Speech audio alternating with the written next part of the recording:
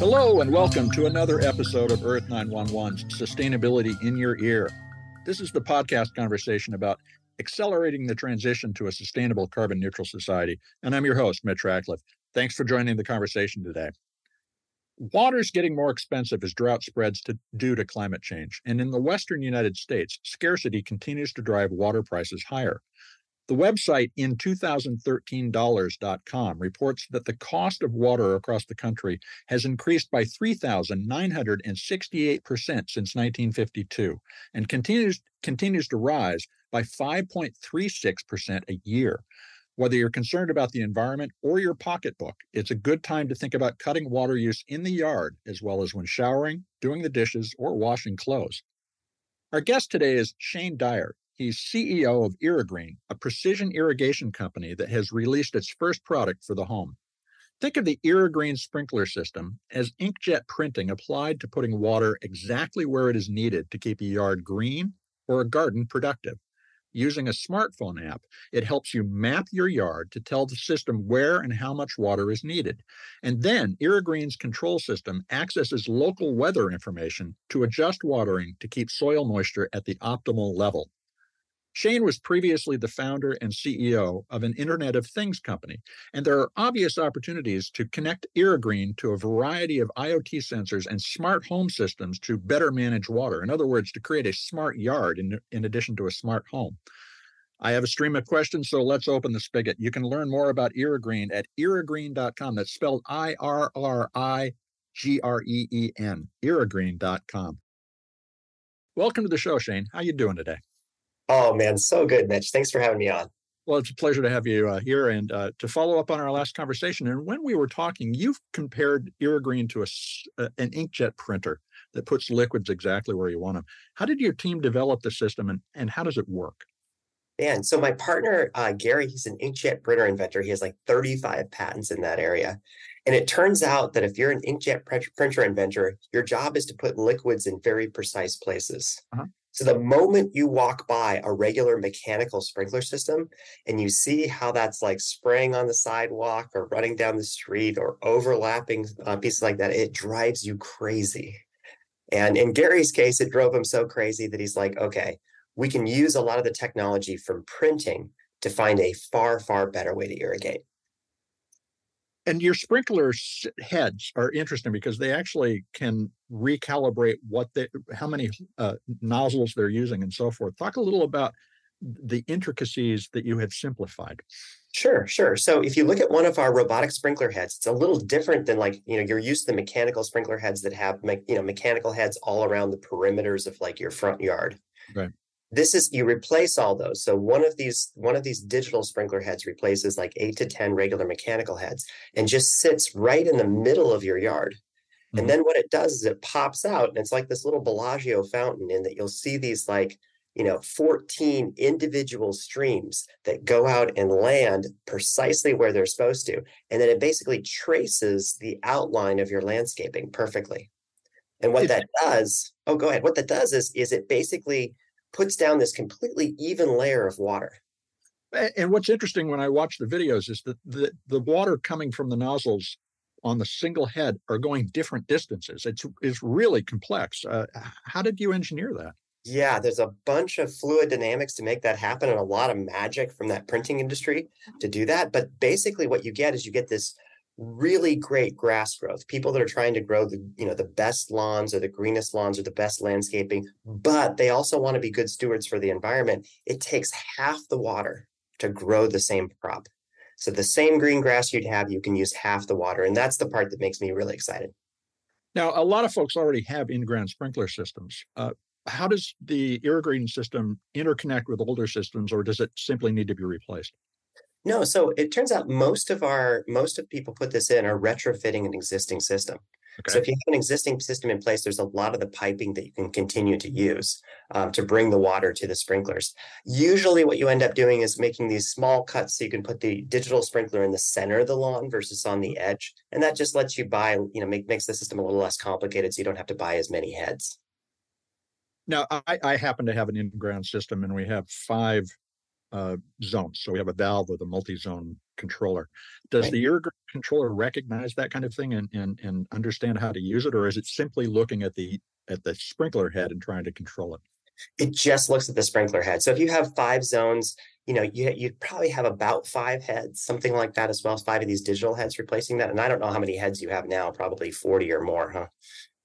A lot. I think it's Oh, probably 19 or 20, but yeah. yeah, something like that. There's a really cool tool that you can go on, and there's like irrigreen.com's website. If you Mhm. type in your address, there's basically a tool that'll let you sort of like put little lines, or brings up a Google Earth image of your house, and you can draw little dotted lines around the parts of your yard you want to irrigate. And then it's really fun. You can basically drag these digital sprinklers in, and it'll show you how far they'll spray. So you can basically line it up and see exactly how many heads you want. But that's not all. It also like goes back to 3 years of weather data to figure out exactly how much water you would save Mhm. by switching from traditional mechanical technology to Irrigreen digital technology. So I did use that, and I got Mm. down to 4 sprinkler heads. Oh, nice. And it's impressive because it really gave me a sense of how much change I could accomplish. Tell us a little about the owner's experience of actually setting it up, because you have the phone app, and once Yeah. the sprinkler is in the ground, you also get more control. You can continue to refine the placement of the water. Yeah, this is absolutely amazing because basically once the sprinkler head's in the ground, you get to like basically bring up this little application. It's almost like this little video game where you're going to drag and drop these little dots out. And the Mhm. sprinkler is going to basically follow this pattern dot to dot as you drag these dots out to basically perfectly make the shape and the contour of where you want it to water. And if you want to change one of those dots, like, oh, it's spraying a little bit too close to my sidewalk, and so I want to bring it back, you just put your finger on the dot and kind of drag it back a little bit. So in like 5 minutes, for a particular zone, you can have it perfectly following and putting water only where you want it and not where you don't. So if I added another plant, for instance, I could say, no, I need water here. Yeah, that's the other big part you mentioned. Like, there's a huge flexibility bonus in that, like with a regular in-ground sprinkler system, if you want to plant a tree or put in a new shed, most likely you're going to have to like dig up and do a plumbing project to accommodate that new shape. Well, with Irrigreen, all you do is pull out your app and put some more dots around to make a new shape, and you're done. So it gives you so much more flexibility to do what you want to do with your landscaping in your backyard too. Yeah, I also found that it made me think a lot more about my water use and get more engaged with it in a sense. What, what's the owner's experience of using it in combination with the local weather information? Because I mean, am I going to need to check it on a regular basis, or is it simply set and forget? No, it's pretty fire and forget. This is the really cool thing about it is that once you set up the system and you put a thing, there's going to be some really basic questions it's going to ask you about where it's put up. It's going to ask you what kind of thing are you growing? Are you growing cool weather grass? Are you growing warm weather grass? Is it a different type of plant? It's also going to ask you how much sun that area gets. Does it get full sun, or is there a tree that partially shades it? And it'll ask you a question about your soil type, like is it sandy or is it clay, something like that. It'll walk you through that so you don't have to be an expert. And then once that's done, it's going to basically take this really accurate weather data, this micro accurate weather data that also pulls in like citizen weather stations Mhm. to be able to sit there and figure out for every single zone around your house how much water has left that soil through either evaporation, or there's a fancy word called transpiration, which is just Mhm. what plants do when they do photosynthesis, Yep. and put back exactly that same amount of water so you're not wasting anything. So it basically gives you this fire and forget system that puts the exact amount of water down at the exact right time. This sounds great. So, do I need to get an installer to do this, or is this something I can do myself? Most of our customers are actually installing this themselves. That doesn't necessarily mean they dig a trench or something else like that. A lot of times they'll hire someone to do that. But because the system is, you mentioned for your yard, it's 4 heads versus the 19 or 25 heads that you already have, and it's a lot less digging. right? Because instead of having to do the peripheral, there's about 80% less digging. So we have a lot of people that DIY it. That being said, any gardener or any landscape contractor can also put this in for you. What I recommend, though, is if you're a fairly handy person, maybe have them dig the trenches and put the pipes in, but it's really fun yourself to like program the sprinkler heads. And then that way, if you ever want to change the shape, you're super familiar with it. But it's super intuitive. You don't need any instructions or anything else like that. It's one of the most delightful parts of the Irrigreen experience. So how much water does a yard need? I read a Colorado State University study that a half-acre lot needs about 150,000 gallons a year. Is that Yeah, that's very, very typical. And particularly if you're in an area that gets a little less rain, like the South or the West, Texas, Colorado, Utah, California, but even now up into like Oregon and Idaho and Washington, we're seeing, that when you look at like municipal water, like our drinking water sources, 57% of our drinking water is basically going outdoors. And this means it's going on the plants that we love. So, and of that, about 60% of that water is wasted. It doesn't help a single plant grow. So by really, being more careful with how you do irrigation, there's a tremendous ability to save. In fact, if you're in a place where water's a little more expensive, like Colorado or Texas or California, we're seeing people that, are saving, sort of $700 to $1,200 per year off their water bill. And, that means, for, decent sized systems, they're paying back in like 3 or 4 years, which is about twice the payback of solar. So, you'd be kind of financially insane to put solar panels on your house without really addressing, the savings that you could get in having a more efficient digital irrigation system. Now, these more advanced systems, and actually taking the metaphor of the inkjet printer, actually, this would be an analogy. Putting something in the liquid might also be useful. Are you thinking about how to add plant food and other kinds of augmentation to the stream? Well, I don't have an announcement yet, but catch me in a little while. But that's absolutely something that that can be done in a much, much more environmentally friendly way too. If you think about why we can't swim in most of our rivers, it's not sewage going into them. It's a lot of this fertilizer that's washing off when it's irrigated into the watersheds. So, one of the things from our bent, we always think about, is there a better way to use technology to be more precise and do something in a way that's friendlier for the earth? And that's another area where, saving water, but also thinking about how we protect our watersheds is certainly something that's top of mind for us.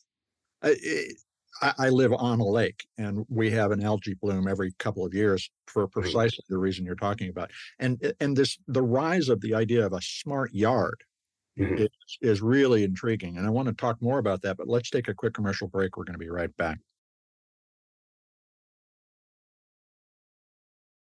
And we're back to continue speaking with Shane Dyer. He's the CEO of Irrigreen, and we're talking inkjet printing water on our yards.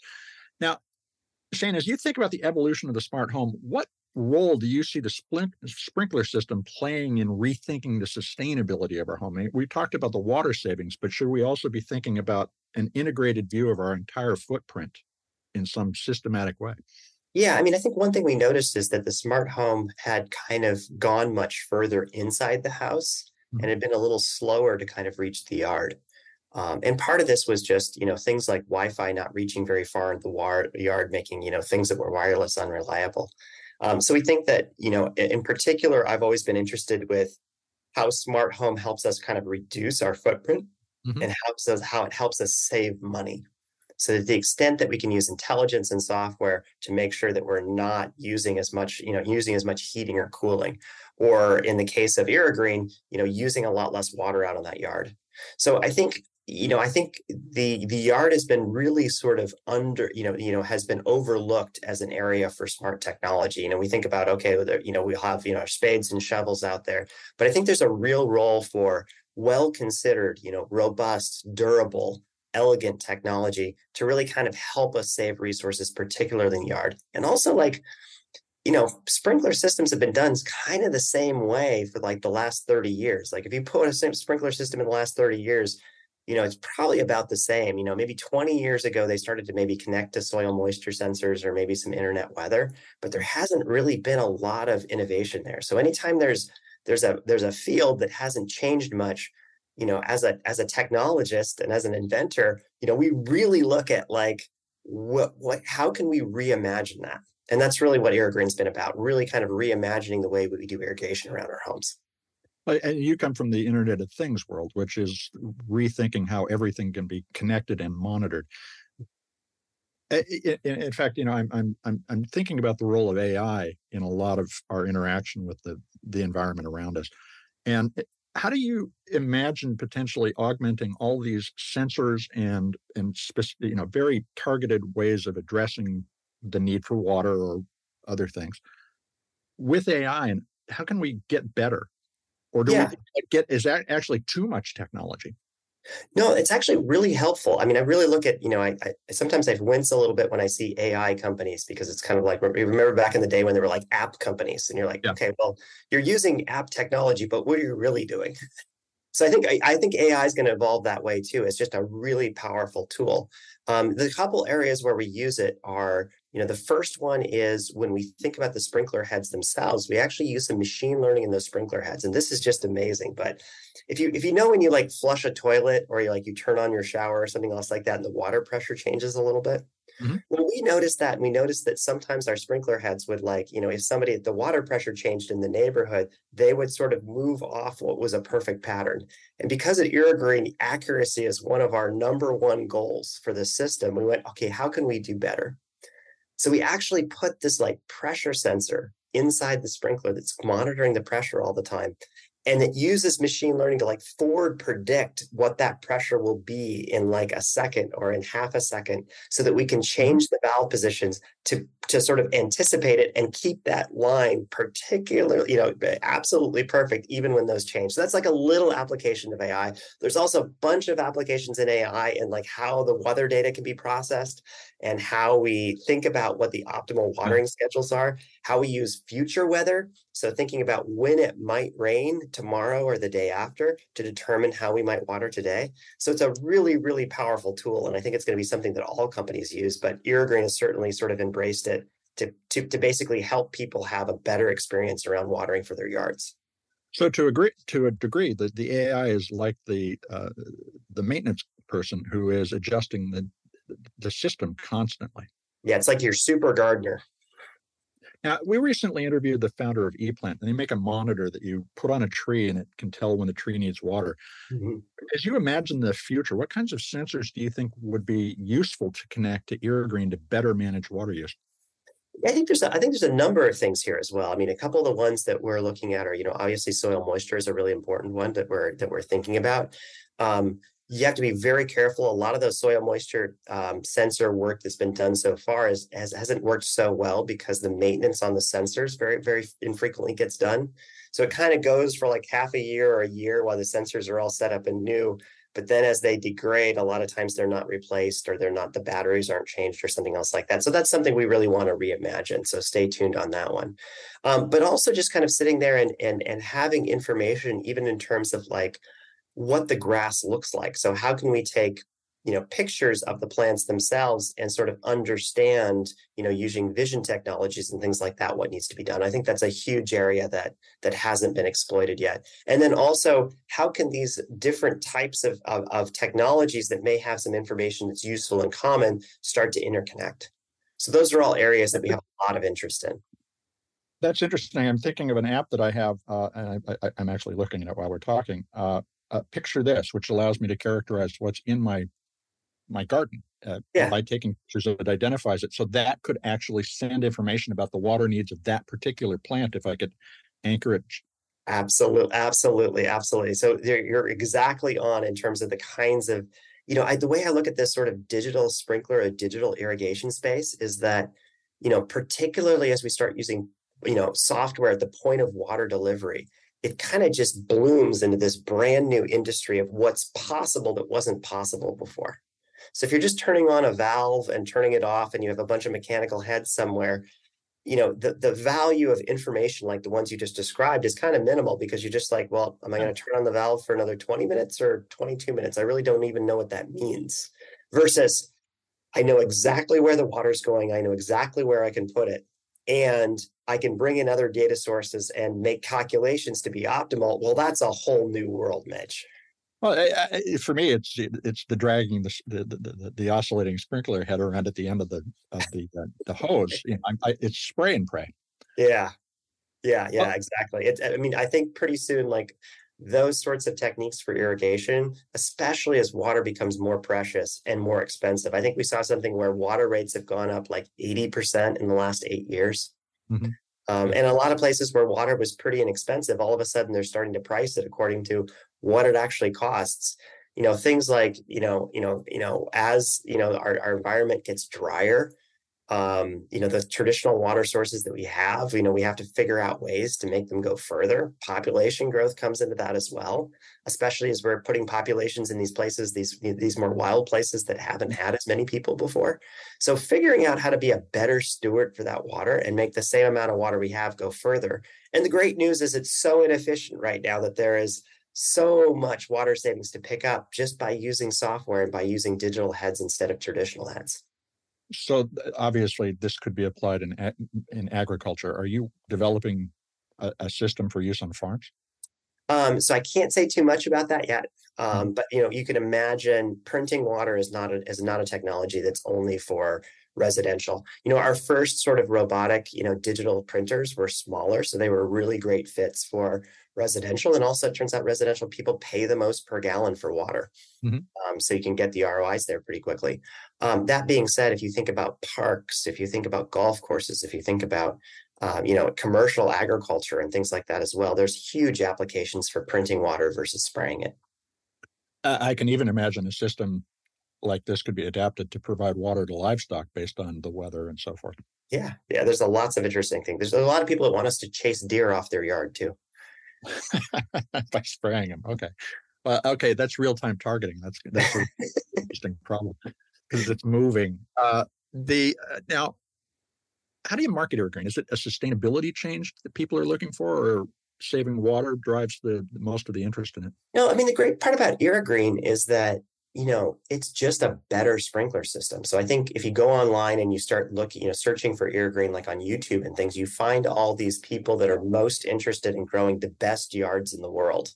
Mm-hmm. And one of the things that they're doing is that, a traditional irrigation system overlaps so much. You've always got like that yellow spot and that swampy spot in your yard. And if you're trying to grow the best lawn in the neighborhood, you really, having something like Irrigreen that is far more precise in watering is just a super tool to get that best lawn. Now, what I love about that is I've created maybe an accidental environmentalist, right? I mean, they're buying it because it's the best way to water their lawn and they want the very, very best lawn in the place. But in doing that, they're using half the water. So they'll see the savings on their water bill, because everybody doesn't want to, in the summer, if you've got that $100 water bill, or you've got that $150 water bill, or some people it's like $400 water bill, having a way to get that down is a really, not only feels good, but also gives you pretty good return on your investment. So I think that the fact that you can, it's kind of like a Tesla, if only people bought Teslas were the ones that really cared about the environment, they wouldn't sell many cars. Mm-hmm. But because it's just a great car, they're able to, have a really big tent and have a lot of environmental change in terms of switching to electric. And I think Irrigreen is going to be kind of the same thing. I think the specificity of watering is also very applicable in a non-yard situation too, like xeriscaping. So many of our readers are moving over to less grass and more very water spare but native plants, and so this is applicable in a wide range of yard strategies. Yeah, especially for anything low. So, if you have something like really tall trees or really tall bushes or something else like that, we'll be developing technologies for those sorts of things. But right now, drip is not a bad solution for that, although there's a lot of maintenance on it. But anything that's like a low ground cover or something else like that, Irrigreen's a great fit for. Now, how much does the system cost for, say, a small and medium or large home?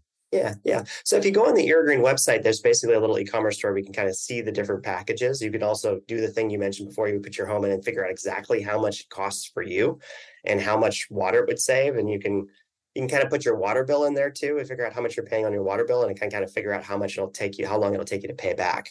But for a very small system or something else like that, it usually starts around like $1,900.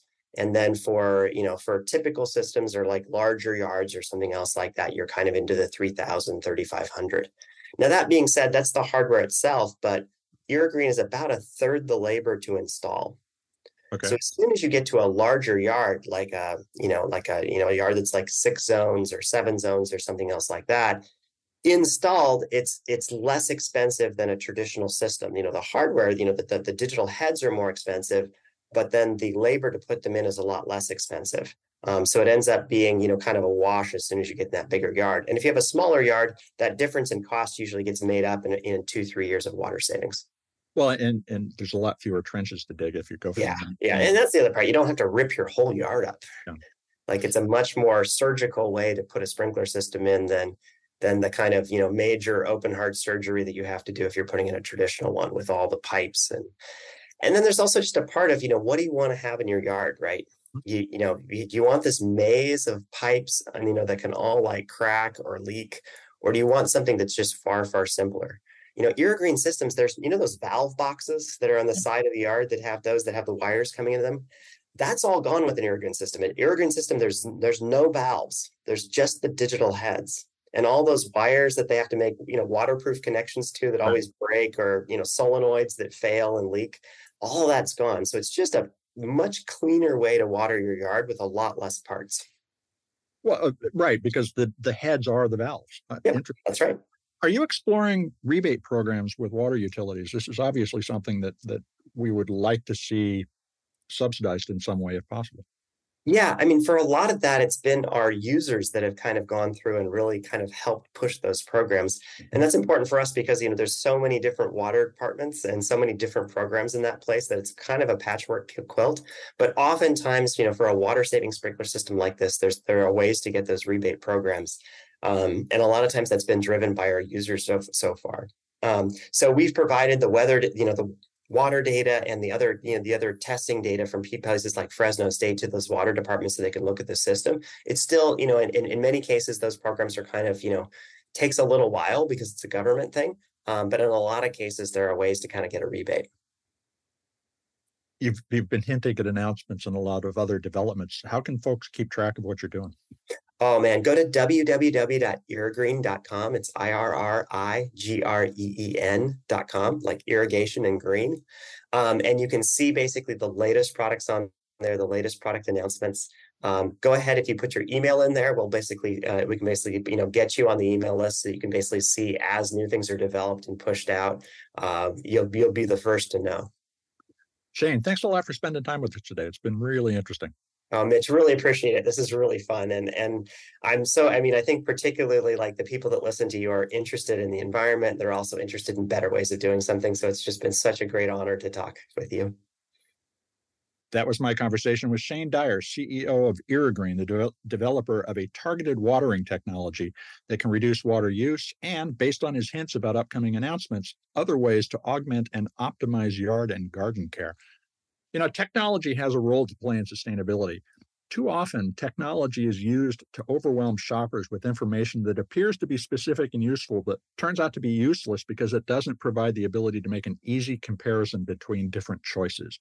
For instance, you'll see a company claim how many millions of gallons of water or tons of carbon emissions it prevents across all its customers, but not for the individual asking about how it will change their impact or their water bills in this case.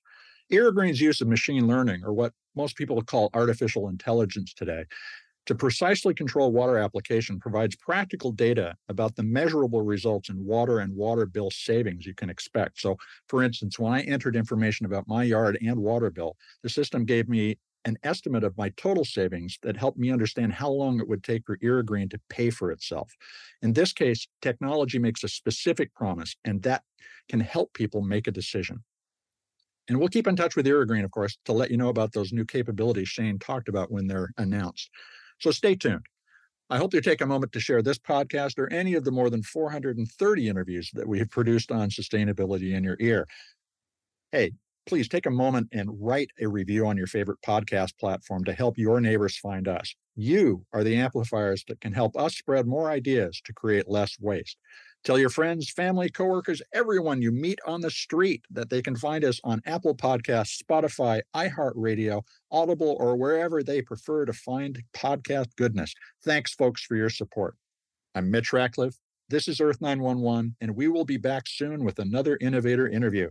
In the meantime, take care of yourself, take care of one another, and let's all take care of this beautiful planet of ours. Have a green day.